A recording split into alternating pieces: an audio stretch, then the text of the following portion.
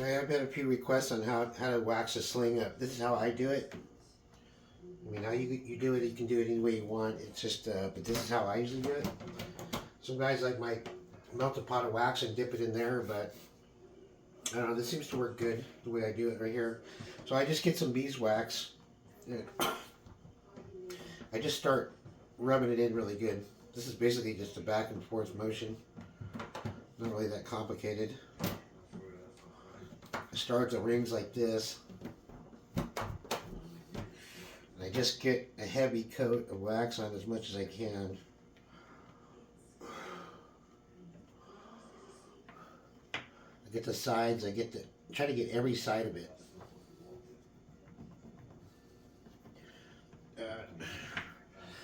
You may not want to do it on the counter because there's going to be a little bit of excess wax that comes off of this.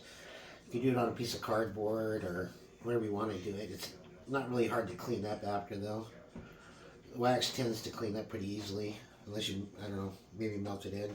Stick it in the rings like this and twist it. You can see it's a pretty heavy amount of wax that's going in there. Same thing on this ring. You really want to get this area fairly heavy because there's going to be a lot of rubbing happening here, especially when you're spinning it around. Kind of do it like that. Push the rings down a little bit. Get the area where the rope's getting pressed across the rope. Make sure you get as much wax in there as you can get. That area especially.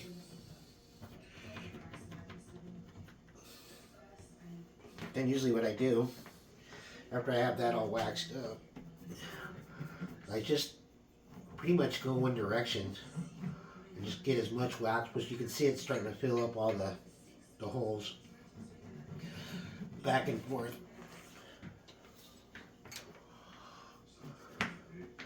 I'll probably go back the other direction too, but it's kind of easier if you kind of just go one direction first because it tends to like move around too much. So usually just do one direction, and then I'll turn it a quarter of the way over. I'll start waxing that up.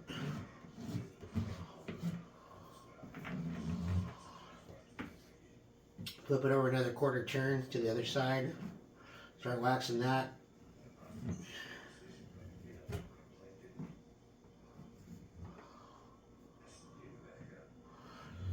A pretty good layer of wax on there. Flip it another quarter turn. And wax that.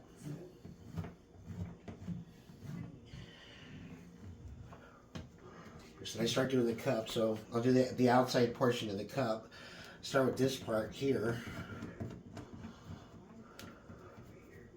Kind of roll it around the same way.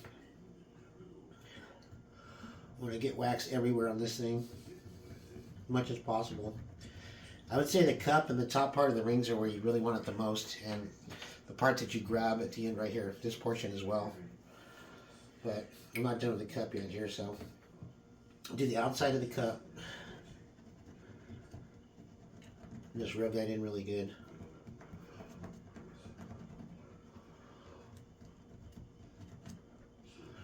You can kind of go back and forth on this part because it doesn't really move around too much.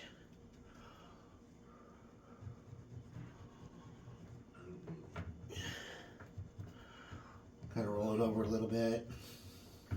And also get the outside.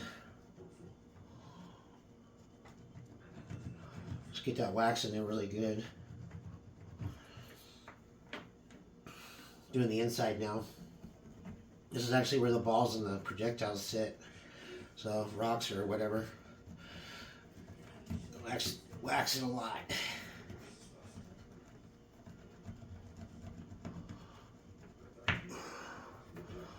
Get the top portion. Do the other side. Get the outside portion. You have to press down. Not super hard, but hard enough to get that wax to rub in there. So now, I also want to get the inside lip of the cup too. I want to get that too.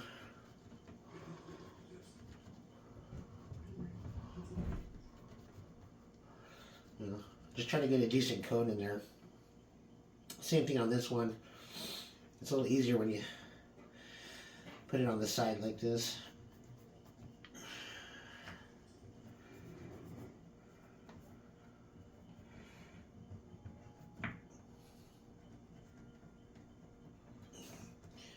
Yeah, that's coated pretty well.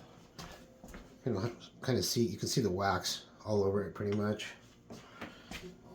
Now, if you don't get it in as good as you want it, you can just put more on it.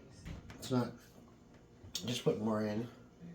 I'm going to keep going down. This is the release portion of it, so kind of do the same thing. I'm going to put this flat. Pretty much just get a good coating of wax on there, all the way down.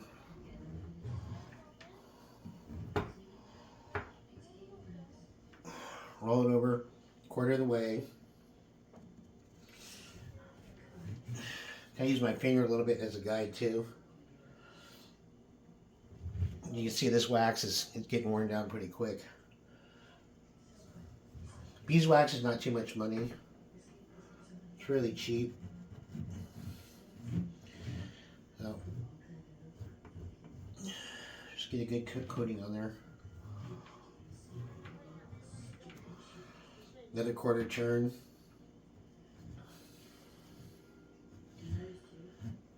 Just keep waxing it. You can see all the excess wax that's coming off here. Like I said, it's not really that hard to clean up, but if you don't want to do it on your countertop, you might want to do it on a piece of cardboard. Actually, I probably should have just done that, but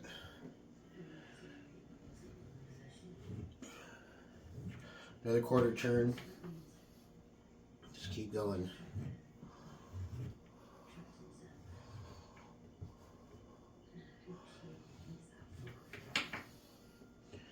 One more quarter turn. All right, now it's coated pretty well. So now I'll get to the end of it here. This spot, you really want to get it pretty good. So just kind of slowly roll it over. This is the release cord portion of it, so gonna be a lot of wear in that area. I'll even do a little bit on the cracker too.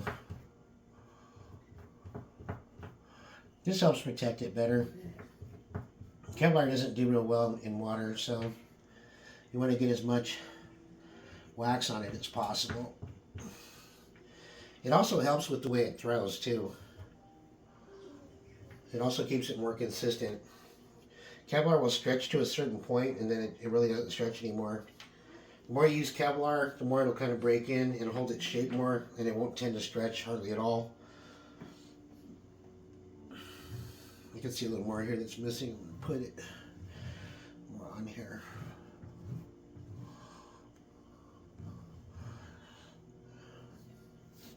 Yeah, I'm getting a lot of excess wax this time. Anyways, so that's pretty much all the way down. You can see the wax pretty much. So I'm going to flip it over. I'm going to go the other direction. So really want a good coat of wax on here.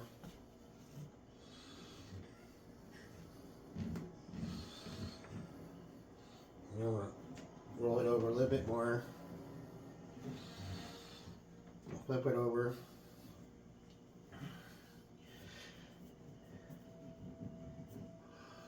Just get a good coat in there.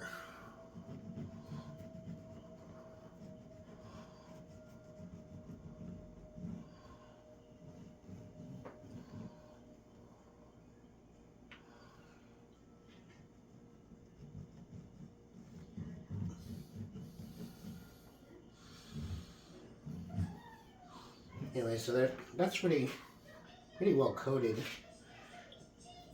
I mean, you can always do more. You can always do it again after the first process. But that's a pretty decent coat of wax right there. Like I said, it does get a little bit messy, but it's not really that hard to clean up. After I get done here, I can just pretty much clean this up. I'll have a little bit of wax left over on this counter, but hot sponge will take a lot of it off. Anyways, I'm going to keep going. Go back up.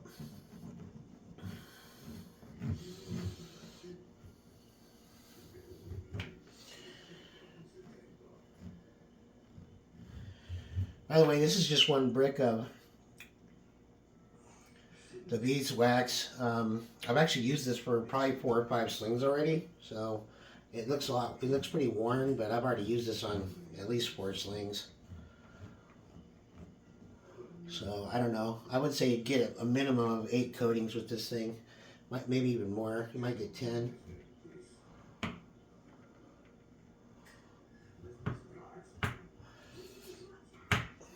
I'm just going back the other direction now. But really, it's coated pretty well already. Okay, so anyways, that's the majority of it coated with wax. So now what I'm going to do is I'm going to heat this over the stove. So basically, I kind of look at what I'm doing. You don't really want to overheat it too much because this is coated with paracord. You don't want to melt the paracord, so you don't want to go crazy on it. So I basically I'm going to hold this ring over here and kind of rotate it, just go over the heat. You can turn it up a little more. You can kind of see how the wax is melting and the color's coming back. Just kind of go over it. I mean, you can get it fairly hot, you just don't want to melt the paracord, like I said. That wax is melted in there pretty well.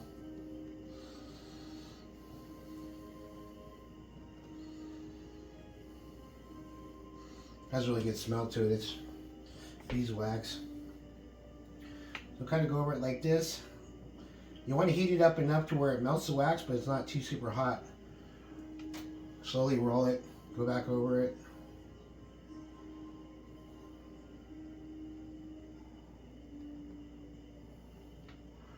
Kevlar can actually take a lot of heat.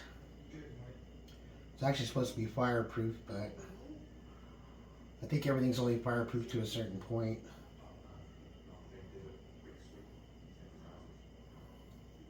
Kind of pull on it at the same time while the wax is melting. Just a little bit.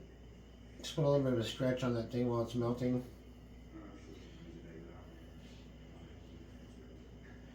You can pretty much see the wax being melted.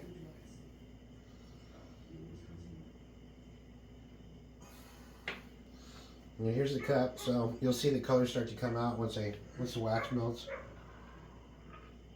And you want to pretty much melt it until that wax is in there. But like I said, pay attention and don't let it overheat too much. You can see the color starting to come out now.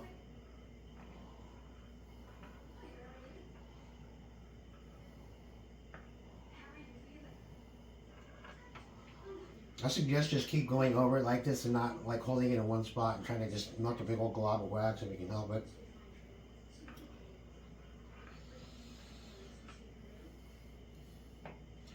Like I said, you can see the color coming out. That wax is starting to melt in there. And like I said, keep a little bit of tension on it. I'm actually pulling this a little bit taut here, so.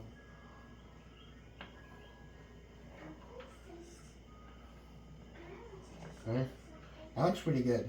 So I'm going to move on to the next portion of it. Just do the same thing. Go over the heat real slow.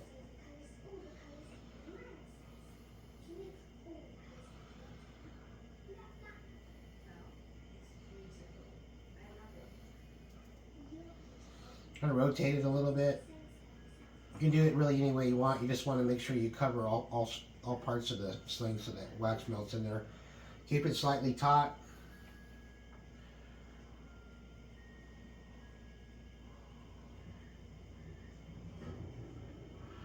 There's probably other ways of doing it. This is just the way I've done it mostly. And it seems to work pretty well. Like I said, you want to keep a little bit of pressure on it as you do it.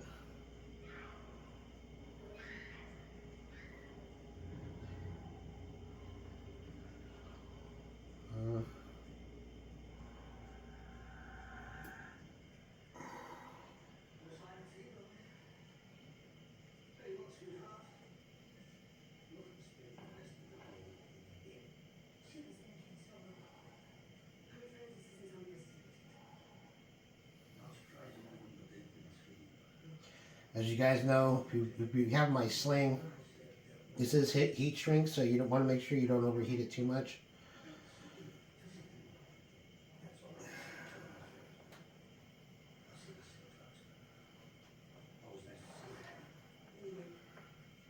But yeah, it can take quite a bit of heat.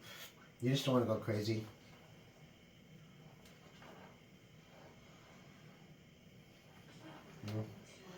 That's pretty much it.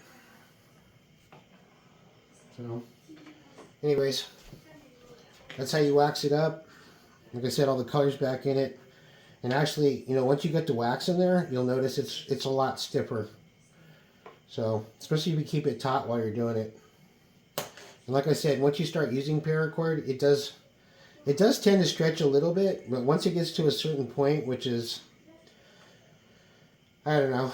I mean, I think that the sling overall might stretch a ½ inch overall in length. It might be a little bit more than that, but it depends on the length of it too. So that's about it. So that's how I wax my slings, and that's how they look after. So it preserves it pretty well. And like I said, you can put as much wax on it as you want. You don't really just have to do it once. You can do it twice, you know, if you wanted to. And, you know, when you start slinging with it, you know, it'll get to a certain point where you kind of go like, hey, my shot's not as consistent as it was, then maybe it's time to wax it up again. You know, you can probably run this thing, you know, good. Depends on how much you use it, but, you know, minimum of a month. And I'd say maximum of like 3 or 4 months. So, but I would definitely keep waxing it, and you don't want to get it wet. If you do get it wet, you know, just let it dry out. And don't, you know, you try not to use it too much when it's soaking wet, because when it's soaking wet, it'll tend to stretch. So